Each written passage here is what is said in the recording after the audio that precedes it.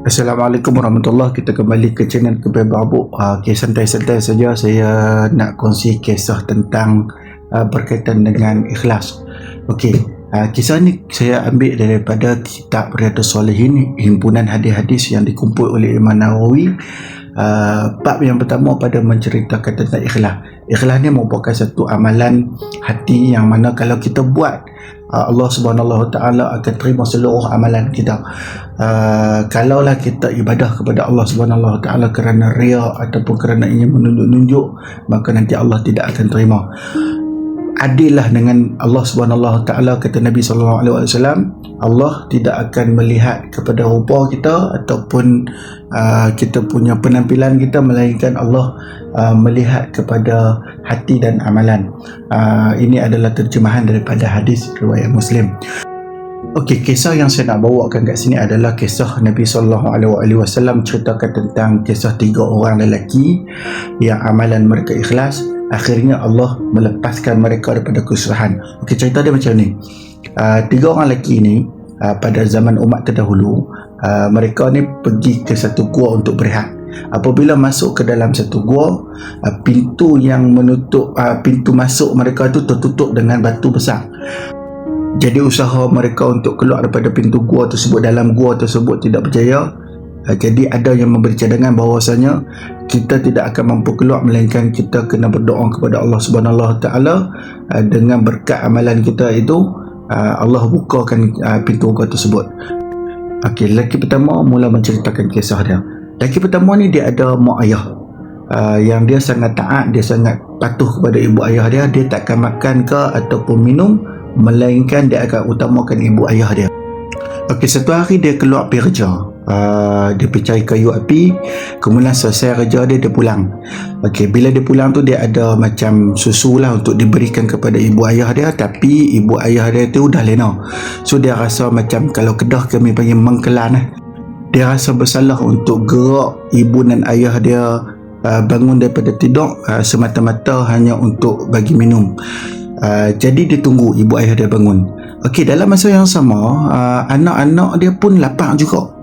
Jadi dia tak bagi kepada anak dia minum susu tersebut.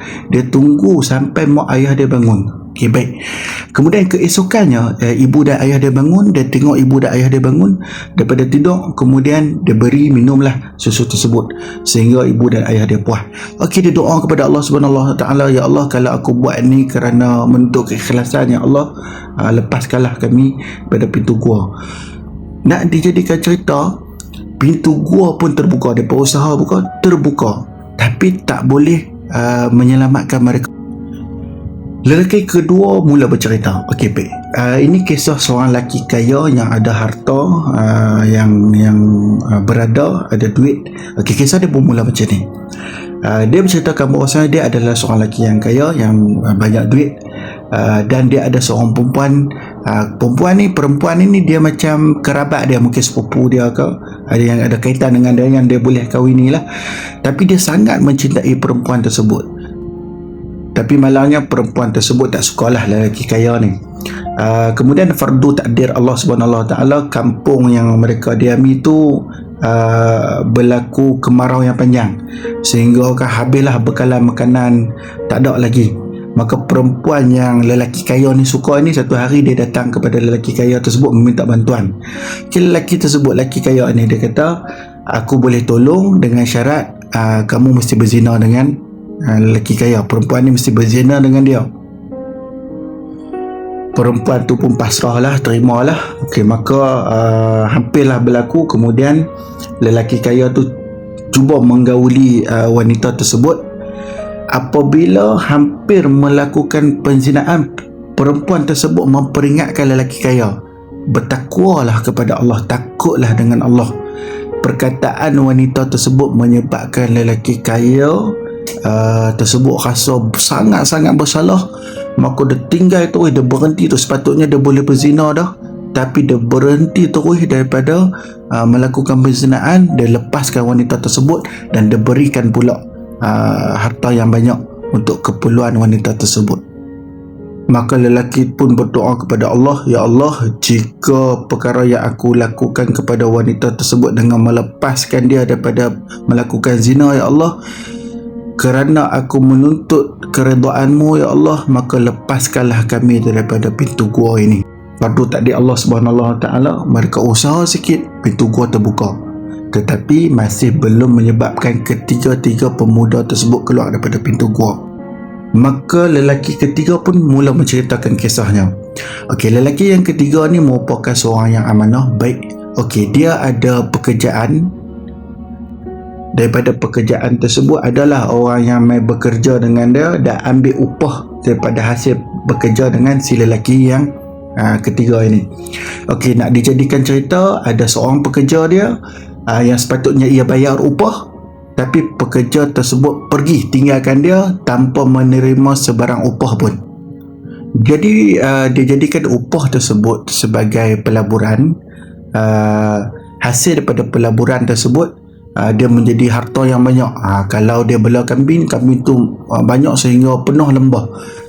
Hasil daripada upah yang pekerja dia tak ambil tadi.